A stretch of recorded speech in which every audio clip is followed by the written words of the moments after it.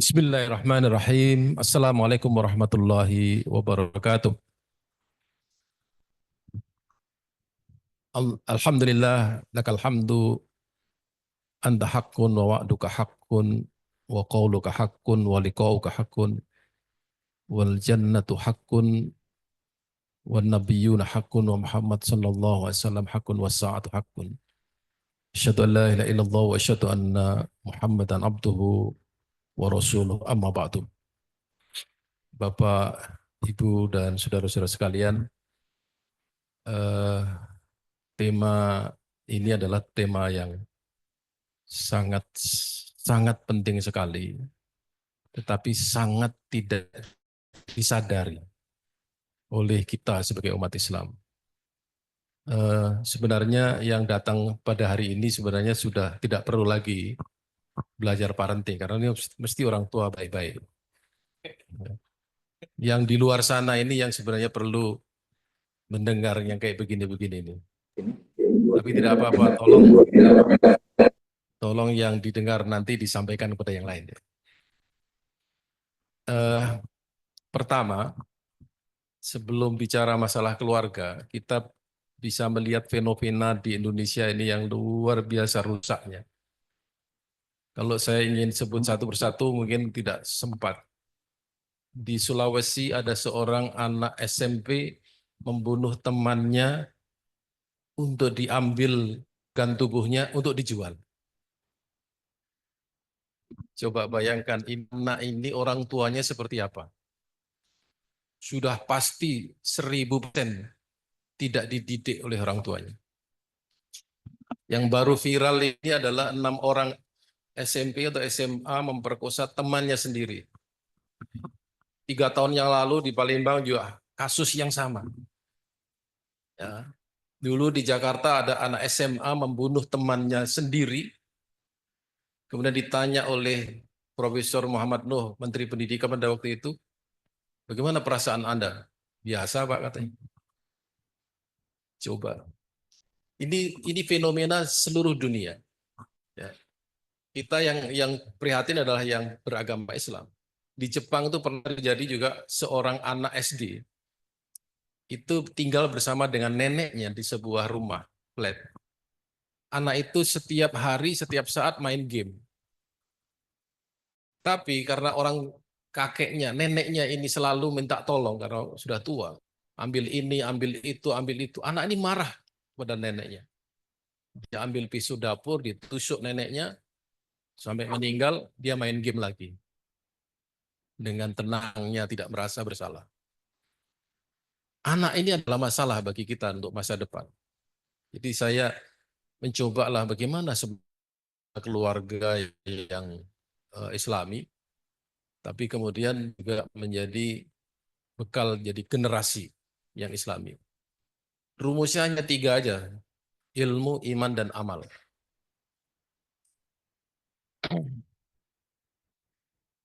Jadi gini, Bapak Ibu sekalian, seringkali kalau kita datang ke walimah itu pasti doanya ayatnya min ayati an khalaqakum min anfusikum azwajan, ya kan? Litaskunu ilaiha dan seterusnya.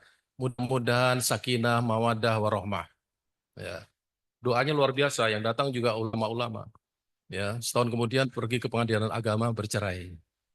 Ya. Samawanya di mana tadi? Jadi hanya berhenti di situ. Yang didoakan juga nggak ngerti samawa itu apa gitu. Ya, sakinah itu bagaimana, mawadah bagaimana, pokoknya udah apa namanya jadi suami istri, ya berjalanlah semua wataknya masing-masing keluar, disitulah baru dia nggak cocok. Ya. Ini problem keluarga. Orang kemudian setelah beberapa tahun, ya sudah punya anak minta bercerai. Ini ada seorang ustadz ditanya, gimana ustadz? Menurut pendapat ustadz, istri saya ini sekarang sudah nggak jelas, nggak karu-karuan. Terus ustadz ini tanya, sebentar saya mau tanya, kamu sebagai laki-laki, pada waktu kamu menikah istri kamu, istrimu bagus, baik-baik nggak? Akhlaknya baik nggak? Baik. Berarti kamu yang salah.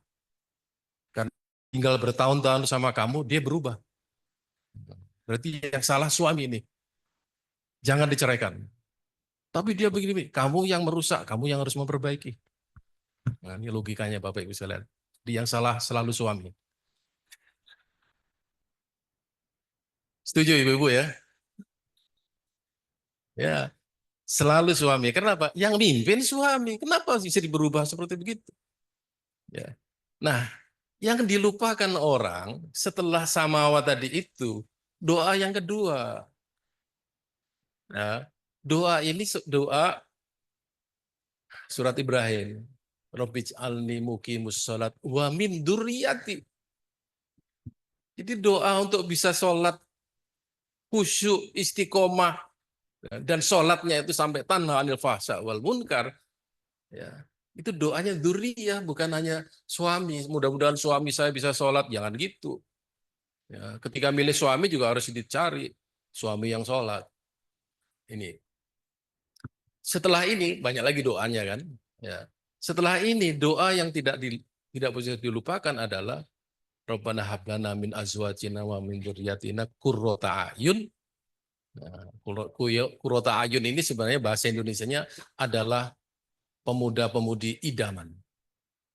Orang kalau melihat dia pasti senang, pasti pengen ngambil mantu. Ya. Wa ja'alna lil muttaqina imama. Pemimpinnya orang beriman, berarti kan dia lebih beriman lagi. Ya, muttaqin itu Bapak Ibu sekalian kualitas di atas iman. Setelah beriman, bertakwa. Nah, ini pemimpinnya orang bertakwa, bayangin. Pemimpin muslim aja udah bagus itu ya. Meskipun banyak yang korup juga. Pemimpin muslim aja sebagai seorang Islam udah bagus. Pemimpin mukmin berarti dia di atas iman itu.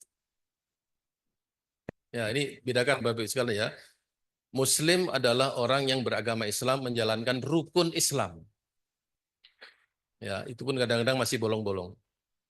Mukmin adalah orang yang menjalankan rukun Islam, mempercayai rukun iman, dan menjalankan keimanan di dalam bentuk amal. Ini kalau bisa satu sesi lagi Bapak Ibu sekalian. Panjang. Jadi iman itu, tolong dikecilkan. Beriman itu Bapak Ibu sekalian tidak cukup dengan syahadat, tidak cukup dengan yakin bahwa Allah itu ada, tidak cukup. Tidak cukup dengan meyakini rukun Islam iman yang 6, tidak cukup. Orang beriman itu tandanya adalah amal-amal soleh. Man kana yu'minu billahi wal yaumil akhir falyakul khairon aw liyasmut. Tandanya beriman berkata baik. Kalau ada orang berkata tidak baik, imannya diragukan. Paling tidak imannya itu minimalis. Ya. Ini iman. Banyak. Cabangnya iman ada 77 sekalian. Ya. Tandanya di situ. Kalau Anda amalkan 77, iman sempurna. Tinggal menjaga iman dengan takwa. Orang yang bertakwa pasti beriman. Ya. Orang yang beriman pasti berislam. Nah, orang-orang yang kita idam-idamkan adalah generasi yang menjadi pemimpinnya orang berislam, beriman, bertakwa sekaligus. Ini doanya. Nah, sekarang keluarga. Banyak orang yang tidak ngerti berkeluarga itu untuk apa. Ya, kalau yang laki-laki impiannya adalah menikah dengan seorang wanita yang cantik, tajir, ya, berpendidikan. Padahal dia nggak berpendidikan ya lakinya ini. Idamannya tinggi sekali. Nah, oke. Kalau yang perempuan cari laki-laki yang tinggi, putih, hidung mancung. Sapi juga tinggi Bapak Ibu sekalian. Jangan cari tingginya aja, putih juga putih. Fisik yang diutamakan, kelakuan nggak diperhitungkan. Nah, di situ perlu dzurriyyah. Nah, begitu masuk menjadi keluarga, ini yang kadang-kadang dilupakan. Pemimpin tetap laki-laki. Ini jangan peduli dengan feminis-feminis yang minta keadilannya. Kalau sekarang ini zamannya adalah zaman laki-laki perempuan sama-sama memimpin. Ya, haknya sama. Nah, ini yang masalah. Kalau haknya sama, siapa yang ngasih nafkah? Ya. Kalau haknya sama, siapa yang lamar duluan? Nah, ini masalah. Udah gitu, ini orang-orang Gen Z ini, nah, udah berkeluarga nggak apa punya anak, ya. Ini kalau kalau kita ya child free, kalau kita pikir-pikir ini ngaco ini. Ya nanti kita lihat ini. Nah kemudian ada hadis ini yang apa namanya sahih ini. Jadi yang membuat anak itu menjadi baik dan tidak baik orang tua ternyata. Jadi dia mau jadi Kristen lah, mau jadi Yahudi dan atau jadi orang nggak jelas orang tuanya. Nah, nah di sini baru bapak nama ibunya. Ibunya menjaga anak, bapaknya mendidik anaknya. Oke.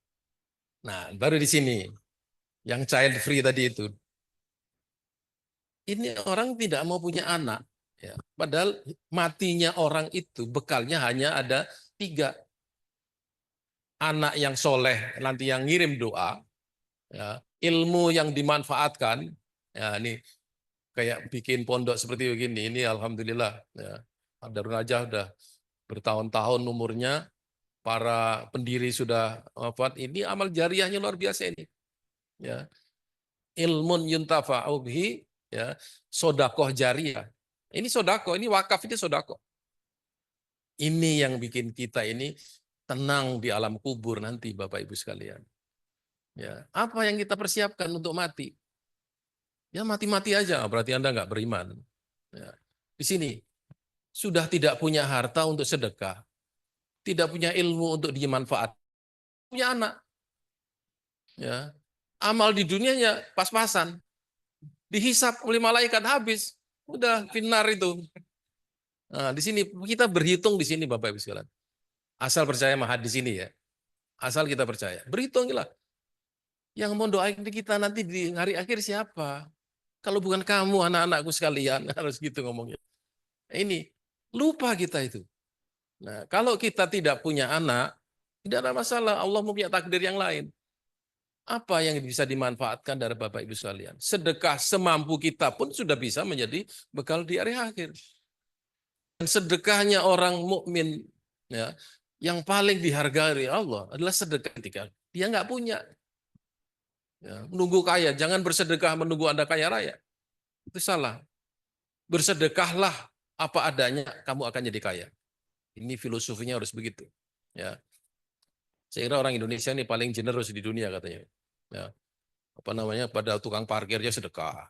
Ya, tukang apa namanya, ngatur-ngatur mobil sedekah. Banyak sedekah. Cuma sedekahnya kecil-kecil Bapak Ibu sekalian. 100 perak, 500 perak gitu. Orangnya banyak. Karena banyak. Jadi kelihatan semua orang Indonesia kompak sedekah. Tidak ada sedekah di Indonesia yang melebihi sedekahnya Ar-Rajhi. Ya, Sulaiman Ar-Rajhi. Dia sedekah 12 triliun.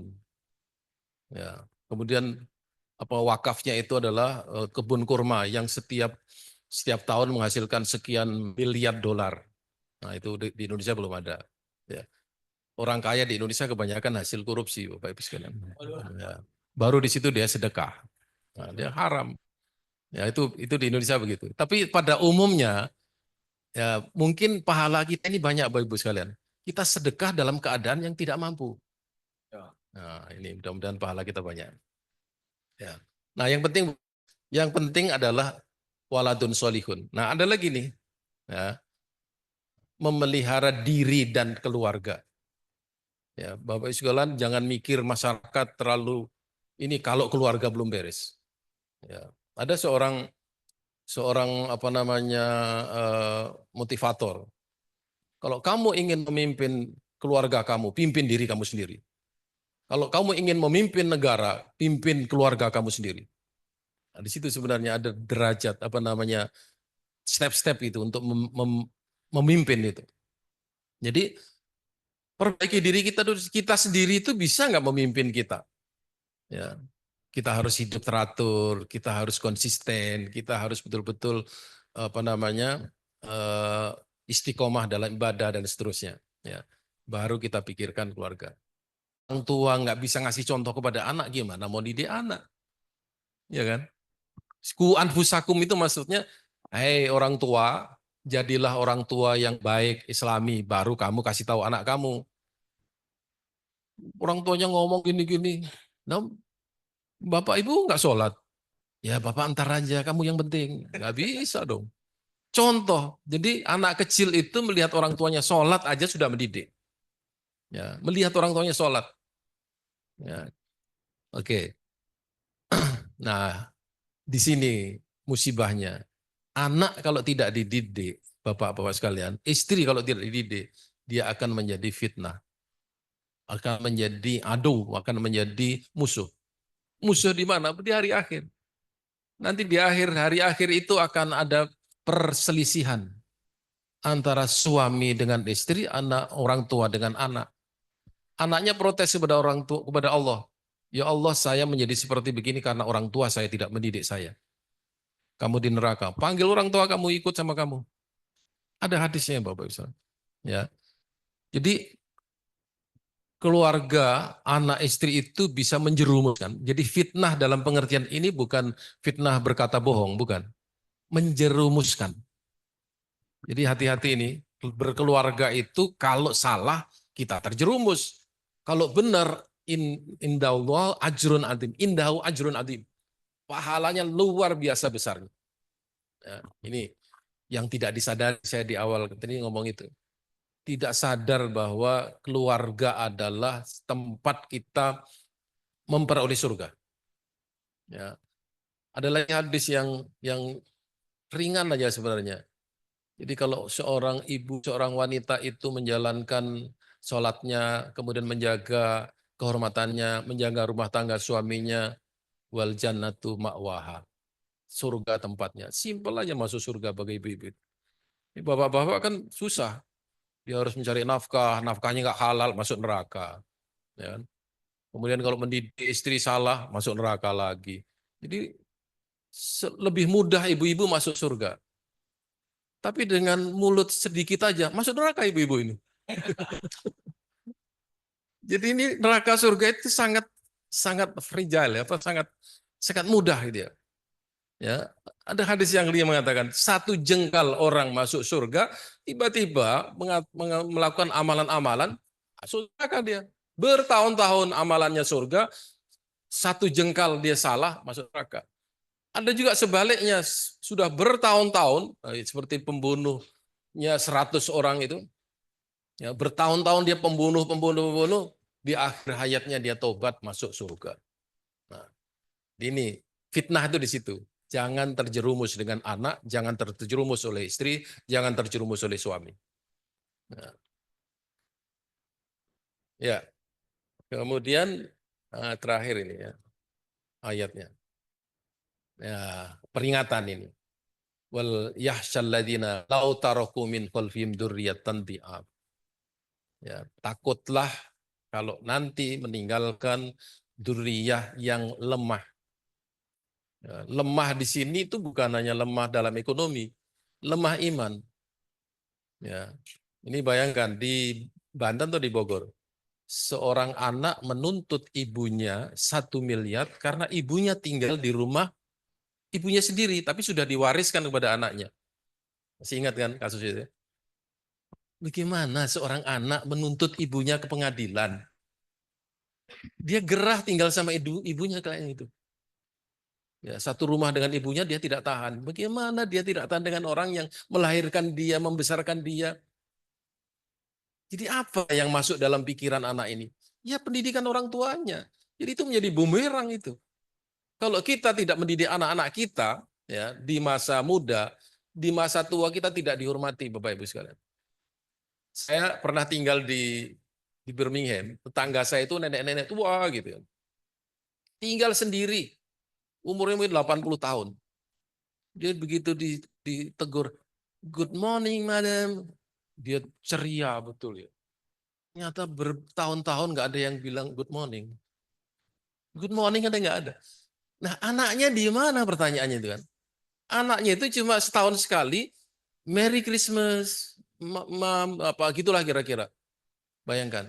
Jadi dia mendidik anak-anaknya untuk tidak berbakti. Dan di sana nggak ada yang namanya apa namanya silaturahmi kan nggak ada di barat itu. Begitu anak lepas ya udah urusannya. Orang tua mau ninggal di rumah mau itu udah biarkan aja gitu ya. Ya. di dalam Islam orang tua itu mestinya terhormat, dihormati dan terhormat oleh anak cucunya kalau dia pendidikannya benar. Ya. Kalau dia benar anaknya merotes ini, minta ini, itu dan sebagainya, gimana coba? Kita tidak melakukan itu. Ya. Sekarang bagaimana mempersiapkannya? Ini 3 perkara ini yang saya selalu sampaikan dan itu ada di dalam buku saya judulnya Minhaj. Ya. Jadi 3 perkara ini dasarnya juga hadis Nabi, ya, hadis Jibril, ya, bahwa ya, dalam Islam itu ada 3, ilmu, iman, amal. Ilmu itu juga Islam, karena Islam itu adalah syariah, ya, rukun Islam yang 5 itu. Kemudian syariah ini akan mengajarkan kita sebuah kebaikan. Kalau kita mengamalkan rukun Islam saja, kita udah jadi orang baik, Bapak Ibu sekalian. Sholat itu membersihkan diri, puasa membersihkan diri, zakat membersihkan harta, haji membersihkan keseluruhannya, bersih. Orang yang menjalankan rukun Islam itu pasti jadi orang baik kalau dia betul-betul menjalankannya. Nah, berislam dengan rukun Islam saja cukup bagi orang yang memang hanya mampu itu. Ya. Di atas itu adalah beriman. Artinya semua yang dikerjakan, gini Bapak Ibu sekalian, pertama saya katakan rukun Islam itu 5. Tetapi Islam itu bukan hanya rukun. Islam itu begitu dia menjadi sebuah amalan dalam kehidupan, dia menjadi syariah muamalah. Jadi kalau rukun Islam 5, oke, dihafal, dikerjakan, sholat, puasa, zakat, haji, dan seterusnya. Tapi begitu kita keluar dari masjid, kita melihat orang miskin, ngasih sedekah. Nah, begitu melihat orang apa namanya kesusahan, kita untuk apa itu? Itu apa? Rukun mana itu, Pak? Itu Bapak Ibu sekalian adalah bagian daripada iman. Ya.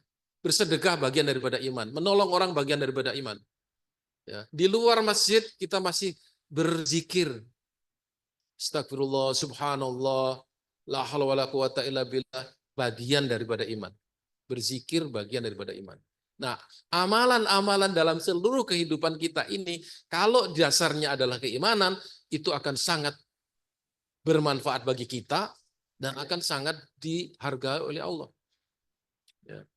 Oh, Allah itu hanya mendengar kita istighfar aja, Allah itu akan memperhatikan kita. Ya. Man lazima yaj'al lahu makhrajan. Siapa yang terus-menerus beristighfar, Allah akan kasih jalan semua kesulitan yang dihadapi. Kalau kita beriman.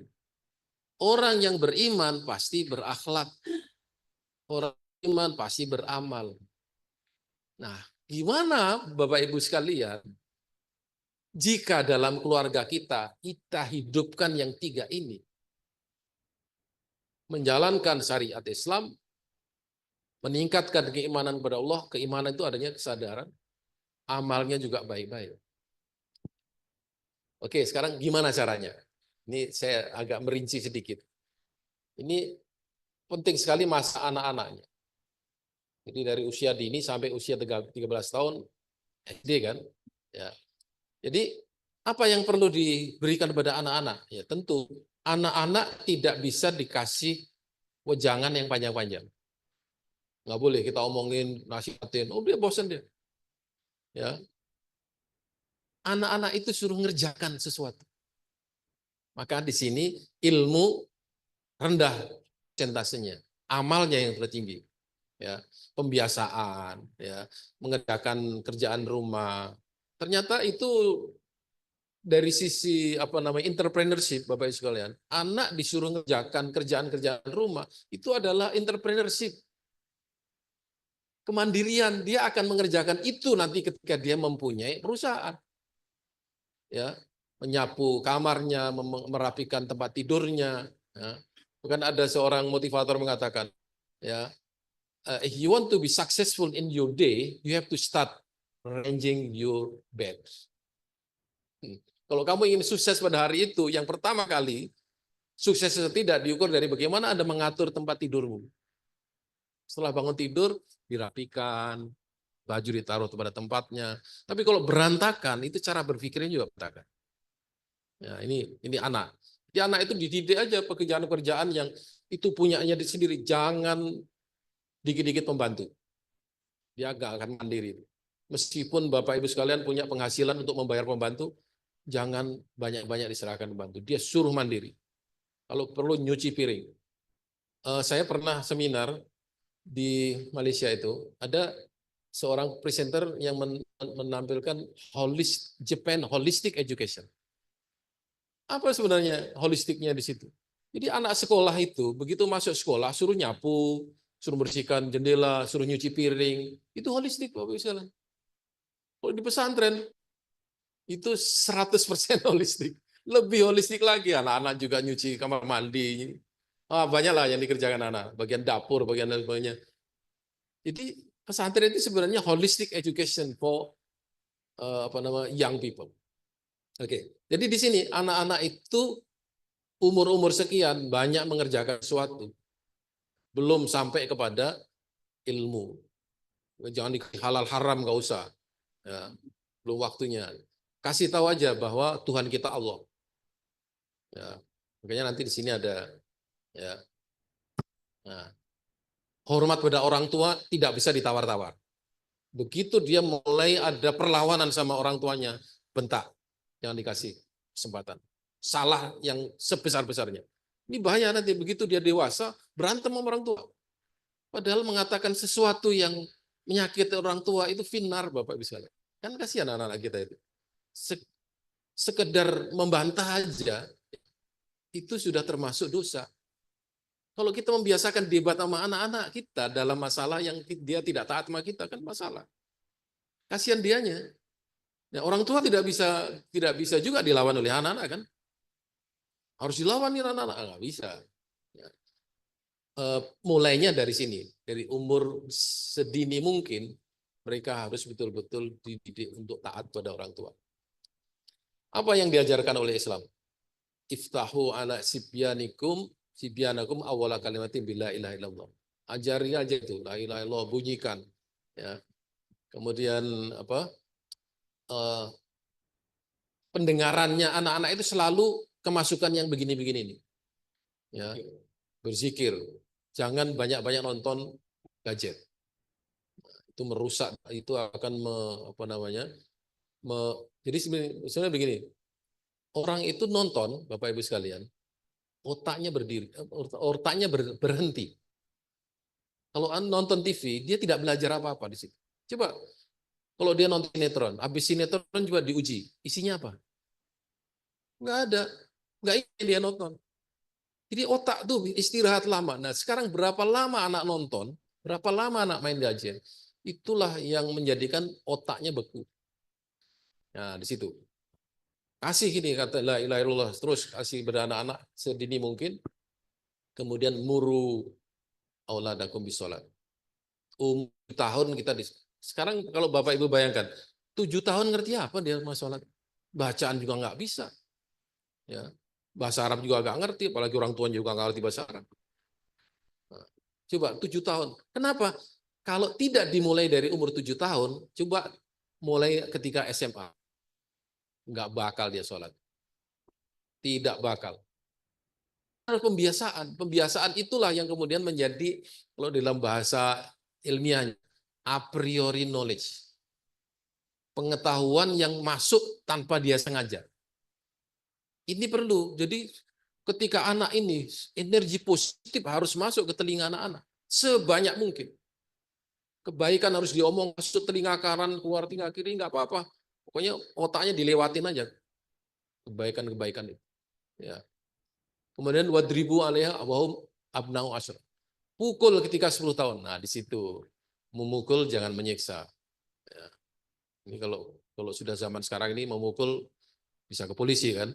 Nah, jadi mendidik anak harus internal diam-diam, tapi jangan kemudian menyakitkan. Hati-hati, anak itu kalau disakiti, dia akan ingat terus. Nah, memukulnya itu pada tahap apa? Apakah dia betul-betul berontak nggak mau sholat, atau memang dia masih harus. Nah, di sini Sholat itu menurut saya kayak pembiasaan yang itu akan melekat dalam diri anak itu sampai dia dewasa. Pada akhirnya nanti ketika dia tidak sholat, dia merasa bersalah. Itu yang harus ditanamkan. Sekarang banyak orang nggak sholat dengan sengaja dan itu dia gembira aja. Ya. Bahkan ini ada mahasiswa Mesir, bayangkan Bapak Ibu sekalian. Nggak tahu dulu pendidikannya gimana. Dia nantang, besok saya ujian dan saya nggak akan sholat. Coba gimana, saya lulus apa enggak? Ternyata nggak lulus juga emang. Ya, coba. Enggak, maksudnya perilaku dia yang seperti itu sangat-sangat negatif. Bagaimana dia akan mendidik anak-anaknya untuk sholat? Ya, kemudian beradab. Ya, adab dalam pengertian yang apa namanya? Ya, sederhana adalah bersopan santun. Nah, ini pendidikan di keluarga. Tidak bisa setelah dewasa nanti baru diajari etik, morality dan sebagainya. Nggak bisa. Sejak anak-anak harus diajari itu. Nah, hadisnya di sini aneh. Mendidik anak itu mendidik adab kepada anak-anak itu lebih baik daripada sedekah. Oh, berarti pendidikan itu lebih banyak pahalanya kan? Ya kalau kita nggak bisa sedekah, ya sudah didik anak aja sedekah. Ya, mengajarkan Al-Quran itu sedekah pada anak-anak. Makanya di sini anak-anak ini sangat berharga Bapak Ibu sekalian. Kita mendidik nanti hasilnya juga anak yang baik, kita sendiri ketika mendidik dapat pahala. Apalagi mendidik anaknya orang lain ya, di pesantren. Nah, oke. Mengajarkan cinta Nabi itu sekarang sudah banyak sekali materi-materi mengenai cerita sahabat Nabi. Kemudian mengajarkan tilawah Al-Quran. Ini anak-anak sekarang udah tren, ya. Sudah umur sekian sudah khatam Al-Quran, ada yang tamat dan sebagainya, itu bagus. Ya. Tapi Bapak Ibu sekalian, trennya sekarang ini perlu ditingkatkan lagi. Hanya menghafal Al-Quran tidak cukup menjadikan anak soleh. Perlu ingat Bapak Ibu sekalian. Hanya mengirim anak-anak ke tahfidz Al-Quran tidak menjamin anak-anak ibu sekalian menjadi soleh. Kenapa? Dia hafal tapi nggak paham. Dia hafal Quran tapi tidak paham. Yang dapat pahala orang tuanya. Tapi problemnya kalau anak itu lupa. Begitu nanti SMA atau masuk perguruan tinggi, masuk kedokteran, hafalannya udah nggak ingat lagi dia. Belum lagi dia terpengaruh dengan lingkungannya yang kira-kira ya sudah nggak Islami lagi, sudah habislah hafalannya itu. Tidak ada gunanya. Nah ini. Jadi maaf aja nih pada orang tua yang menghantar anak-anaknya menjadi hafid atau hafidhoh. Ya. Bahkan menurut saya kalau emang hafalannya bagus, berarti dia mempunyai ingatan yang bagus. Yang seperti ini cocoknya untuk belajar agama, Bapak Ibu. Jadikan ulama lah, jadikan orang yang mempunyai pengetahuan agama yang luas. Karena agama ini banyak sekali hafalannya. Baik. Nah, ilmu di sini yang perlu ditanamkan adalah sedikit-sedikit. Ya. Tadi yang bilang ilmu 15%. Di sini tanamkan aja. Ini nggak boleh, nah ini haram, ini nggak boleh. Yang ini yang halal. Itu dosa kalau kamu apa namanya mengukur orang lain. Sedikit ilmu tidak terlalu membebani anak-anak. Nah, baik. Nah, di sini yang masalah. Masa pubertas. Begitu anak masuk SMP, SMA, umur 14 tahun. Nah, di situ sudah mulai akil balik. Nah, pertanyaannya, apakah ketika anak itu akil balik, dia sudah sadar bahwa dia sudah mukallaf? Mukallaf itu artinya wajib, ya, wajib sholat, wajib puasa. Nah, itu kan tidak mungkin. Kamu sudah balik sekarang, kamu harus puasa, nggak boleh meninggalkan. Kan nggak bisa. Kalau tidak dari awal tadi sudah dididik supaya terbiasa dengan itu. Ya. Apalagi ketika dia masuk dalam lingkungan yang juga nggak sholat, Bapak Ibu sekalian. Apalagi di Jakarta seperti begini, temannya nggak sholat, dia ikut nggak sholat. Atau mungkin dia sholat tapi temannya nggak sholat, dia dibully oleh temannya. Ini situasi yang tidak mudah bagi kita, bagi orang tuanya. Kemudian emosinya juga berubah, ya. Fisiknya sudah mulai berubah. Kemudian nilai-nilai, ya. Bagi anak yang tadi biasa taat pada orang tua di rumah, begitu dia keluar rumah berubah cara berpikirnya. Mana yang penting, mana yang nggak penting udah berubah lagi. Orang lain lebih penting daripada orang tua, kadang-kadang begitu. Ya, itu di pesantren kadang-kadang begitu. Di kantor itu ada orang tua datang, ya, anaknya lagi sibuk. Jadi dia ketemu orang tua, Pak, sebentar aja Pak ya, saya sibuk nih. Orang tua jauh-jauh dari Jakarta datang ke kantor. Ditemuin anaknya cuma 5 menit. Pak sibuk Pak. Ya udah terima kasih, sini tangan uangnya aja Pak. Coba Pak. Jadi dia sudah mementingkan kesibukannya. Ini kalau di pondok nggak masalah kan, selamat-selamat aja gitu. Tapi kalau dia di kota besar, ya, dia sibuk dengan temannya, ngapain temannya? Wallah, bisa sholat kan. Kalau dia kena narkoba lagi bahaya lagi. Kalau temannya bagus, alhamdulillah. Nah, di situ, ya. Jadi kegiatan di luar rumah mulai lebih banyak. Nah, di sini Bapak Ibu sekalian, perlu kontrol di sininya dan di sini. Ya, kontrolnya tidak bisa handphone juga tidak bisa. Kontrolnya ada di sini dan itu mulai pada pendidikan sebelumnya. Ya. Perubahan yang terjadi dengan apa namanya dirinya dan masyarakat di sekelilingnya itu dia harus menanggung salahnya. Ya. Temannya ataupun mungkin ya tadi dia kumpul dengan orang nggak baik jadi nggak baik. Bagaimana dia harus bertanggung jawab dan anak-anak tidak mikir. Kalau saya melakukan ini risikonya apa? Tidak dipikirkan. Itu anak-anak sekarang. Makanya remnya ada di dalam ini hati kita. Nah, makanya di sini ya amal ilmunya mulai ditambah Bapak Ibu sekalian. Pengetahuan. Nah, ini pengetahuan anak di rumah harus ditambah. Orang tuanya harus ngaji lah. Ini kalau ada orang tua yang tahu ya hadis-hadis atau apa begitu, kasih aja pada anak-anak. Kalau nggak bisa orang tua nggak mampu, panggilin ustadz, kirim dia ke pengajian ataupun panggil ustadz aja. Nah, penting ini masalah bekal hari akhir loh. Jadi ilmu mengenai halal haram mulai harus ditaruh di sini. Dan saya yakin anak-anak yang melakukan pencurian, pemerkosaan, itu dia merasa nggak berdosa. Oh ternyata dosa Pak ya. Dari mana mereka kok kayak gitu? Di orang tuanya nggak ngasih tahu. Ya. Kemudian mulailah di situ kesadaran untuk masalah beriman kepada Allah. Allah Maha tahu. Ya, ya kayak gitu itu mungkin nggak terbayangkan bagaimana dia bisa menyadari itu. Ada, omongkan aja. Ya, ya. Nah, ini satu kasus. Di zaman Nabi itu ada pemuda yang langsung menghadap Rasulullah. Ya Rasulullah, izinkan saya berzina. Wah ini orang ini kalau ketahuan Umar pasti dipenggal lehernya itu Pak. Ya. Ini kasar sekali sama Nabi mau izin berzina. Nabi sangat bijaksana. Silahkan Anda berzina. Syaratnya satu. Asal Allah tidak tahu. Bingung kan dia? Asal Allah tidak tahu. Mikir dia. Karena Allah mengetahui semua perbuatan hambanya. Nah di sini. Jadi perlu dididik kepada anak-anak. Masih ingat Bapak Ibu sekalian ceritanya penggembala kambing yang oleh Sayyidina Umar disuruh ngambil 2 kambingnya dan bilang nanti hilang. Ya, anak ini menjawab, kan Umar bilang, kan nanti yang punya apa Tuhan kamu kan nggak ngerti kalau kamu nyuri kambing dan bilang aja nanti dimakan serigala begitu. Anak ini jawab, tapi Allah kan tahu.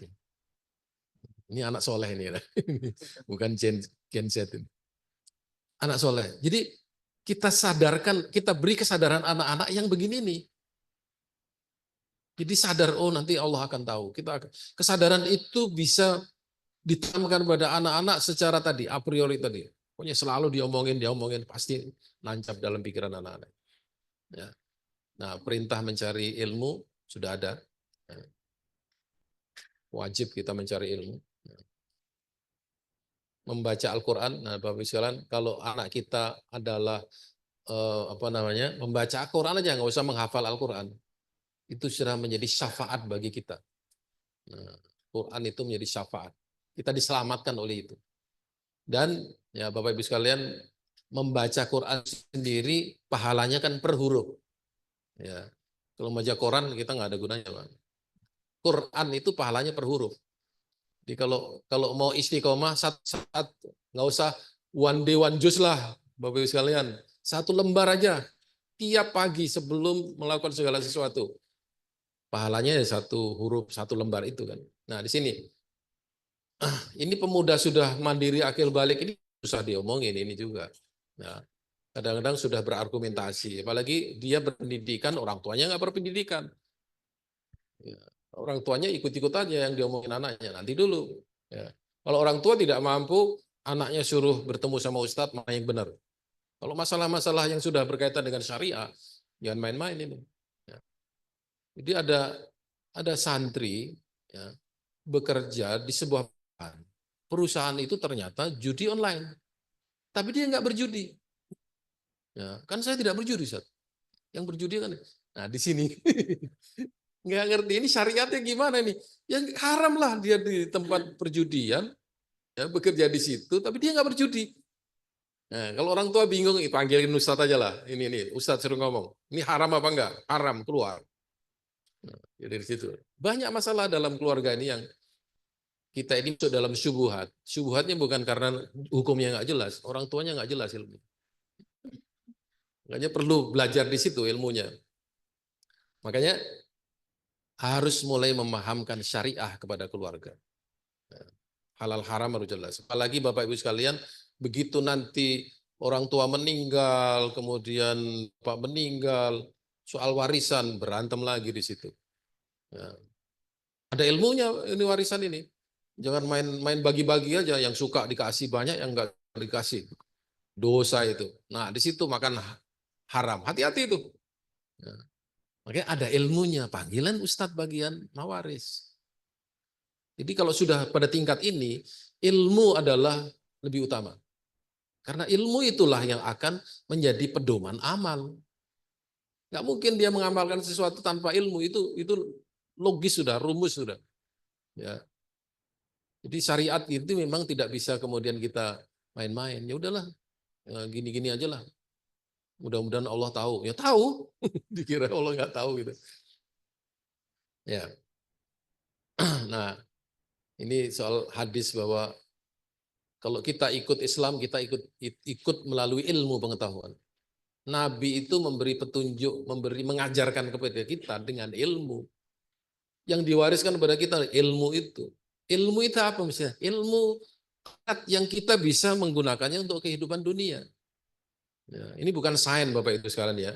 Ya. Innama warrasul ilma. Maksudnya di sini ilmu akhirat tetapi bisa pakai untuk dunia. Apa itu Bapak Ibu sekalian? Kejujuran itu ilmu akhirat. Keikhlasan itu ilmu akhirat. Tapi bisa nggak dipakai di profesional? Bisa Bapak Ibu sekalian. Justru di dalam perusahaan-perusahaan itu Bapak Ibu sekalian, orang yang bekerja secara volunteer, orang bekerja di luar jam kantor, itu apresiasinya tinggi sekali. Ya, Anda mungkin tidak dibayar ya apa namanya extra time. Begitu bos melihat nih orang ini tanggung jawab. Dia udah bukan jam kantornya tapi masih kerja di situ. Besok naik naik gaji. Pasti diapresiasi. Ya, itu artinya ilmu akhirat untuk dunia. Ya, itu orang ikhlas. Belum lagi orang jujur. Coba di perusahaan-perusahaan orang cari orang jujur nggak mudah. Maka kenapa sekarang ini banyak perusahaan pada waktu zuhur mengundang ustadz ceramah. Ngapain ceramah? Supaya pegawainya jujur, supaya nggak korupsi, supaya kerja, kan itu. Berarti ilmu dunia ini perlu akhirat. Kalau mau sehat, ya, kalau mau untung, perlu ilmu akhirat. Nah, sedekah, ilmu akhirat. Ya. Tetapi ternyata setiap perusahaan harus sedekah. Namanya apa? CSR. Nah, corporate social responsibility. Itu sedekah. Bahasa sekulernya aja tuh. Bahasa sekulernya sedekah. Cuma kenapa kita sebagai seorang muslim pakai CSR? Sedekah aja namanya, sedekah perusahaan. Ya. Sekecil apapun ada sedekahnya. Ada zakatnya, ada sedekahnya. Nah, itu ilmu. Ya. Nah, kemudian mengangkat guru. Ini saya punya ide bagus nih Bapak Ibu sekalian. Kalau dulu ada one day, one juice. Sekarang saya usul one family, one ustad.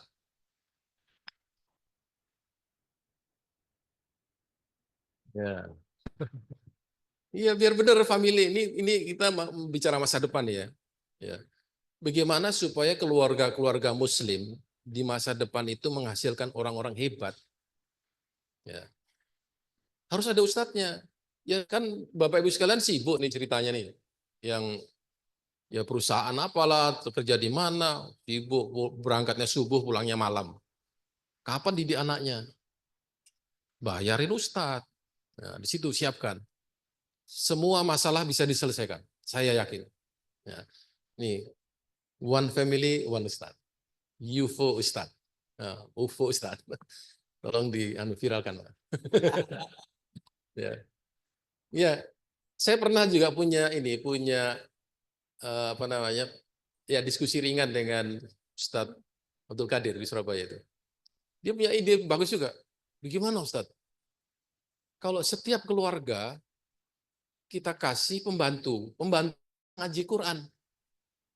Pembantu loh ini, pembantu. Nah, pembantu yang bisa ngaji Quran tadi, kita training, kita biayai di situ. Jadi ada keluarga-keluarga itu, pembantu bisa masak, setelah masak bisa dia ngajarin Quran anaknya. Ngajarin sholat juga. Wah, ini ide bagus itu. Ya. Dan pasti kalau mau dikasih pembantu yang soleh-soleh kayak gitu, soleha. Nah ini solusi ini Bapak Ibu sekalian. Karena kita tahu lah kesibukan masing-masing yang luar biasa. Ya. Nah kemudian hampir habis waktu 1 jam. Ya. Kita ini dalam situasi yang sudah tidak bisa terkendali lagi. Materi menjadi sangat dominan. Semua orang berorientasi di situ. Bahkan banyak orang-orang mengirim anaknya menjadi peserta apa namanya lomba-lomba idol lah apa begitu supaya anaknya nanti bisa menjadi bintang. Setelah jadi bintang dia menghasilkan uang, orang tuanya dapat. Jadi kayak menjual anak. Ya. Nah, itu materi lagi kan. Apakah anak menjadi artis, menjadi orang terkenal, kemudian menjadi soleh dan soleha? Enggak juga kan. Ya, tidak terfikirkan. Nanti setelah dia menjadi orang yang sukses, anak-anak dia akan begitu enggak? Nah, di sini. Jadi pelajaran penting Bapak Ibu sekalian, mendidik anak menjadi seorang yang sukses tidak menjamin akan menghasilkan cucu yang sukses dalam beragama. Ya. Jadi kalau orang tua dulu miskin, pasti dia akan mendidik anak-anaknya dalam kondisi yang tidak seperti dia dulu. Dia dalam keadaan miskin. Wah dulu saya miskin, masa anak saya juga menderita lagi. Udah akhirnya anak-anaknya dikasih fasilitas, kasih mobil, motor. Pokoknya jangan sampai anak kesusahan. Itu yang tidak mendidik. Ya, anak-anak juga harus bersusah payah supaya dia bisa berprestasi. Ya. Ini ada satu apa namanya percobaan Bapak Ibu sekalian. Kepompong. Ada orang mencoba ya, kepompong itu kalau kalau dia akan menjadi kupu-kupu, dia harus menekan kepompongnya itu sehingga dia keluar menjadi kupu-kupu kan. Ini ada orang nyoba-nyoba, digunting lah kepompongnya itu. Kemudian dicoba kupu-kupu yang keluar dengan sendirinya dan kupu-kupu yang keluar dari kerompong yang digunting, berapa lama tahan hidupnya? Ternyata yang lebih tahan hidup yang keluar dengan sendirinya. Ini pelajaran bagi kita nih, ayat liulil albab nih. Ternyata mempermudah anak itu tidak mendidik, menjadikan dia mandiri, tidak menjadi orang yang tough, keras, bisa menghadapi masa depan dan tantangan. Ternyata kita salah. Jadi di sini jangan memberikan kemudahan harta kepada anak-anak. Nah, makanya betul mengirim anak ke pesantren itu sangat betul. Ya, sangat betul. Kenapa? Dia tahu susahnya hidup. Begitu dia keluar ada kesulitan, dihadapi sama dia. Ya. Jadi di pesantren itu kalau anak harus tidur apa namanya di bawah, kemudian mandi agak kotor-kotor dikit, ya biasalah itu. Banyak orang negara-negara lain tempatnya kotor-kotor, hidup juga masih lama itu.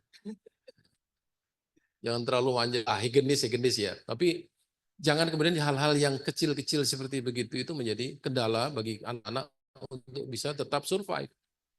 Nah, kalau kita memberi kemudahan kepada anak-anak, ya kita akan memberi dia tanpa tantangan. Ya. Ada satu video orang Amerika.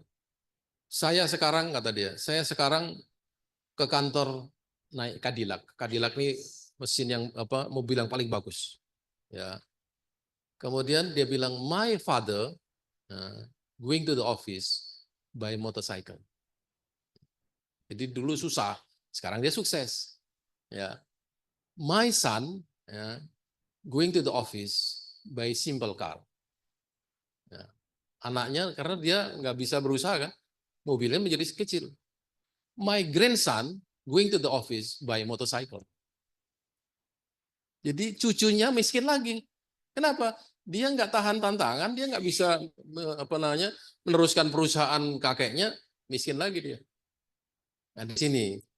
Jadi sebenarnya orang sukses adalah bekas orang miskin. Di situ. Maknanya bahwa orang yang susah itu akan berhasil. Ya, makanya dalam tasawuf itu, Bapak Ibu sekalian, ketika kita sedang dalam kesusahan, zikirnya alhamdulillah. Begitu dalam kemudahan, subhanallah. Kenapa? Alhamdulillah karena setelah itu akan mudah. Inna ma'al usri yusro. Jadi kalau dalam keadaan sakit, nggak punya duit, alhamdulillah. Sebentar lagi nih Allah mau kasih. Nah, di situ. Syukran. Assalamualaikum warahmatullahi wabarakatuh. Waalaikumsalam warahmatullahi wabarakatuh. Terima kasih Prof. Hamid atas paparannya. Tadi di bagian awal Prof banyak berbicara tentang surga neraka. Jadi kalau suami seperti ini masuk surga, seperti ini masuk neraka. Tapi ada suami Prof, mau dia bagaimanapun, dia selalu bilang saya pasti masuk surga. Karena istrinya bernama Siti Nurjana. Nurjana itu cahaya surga artinya, kawan. Oke, untuk berikutnya kita ada sesi tanya jawab.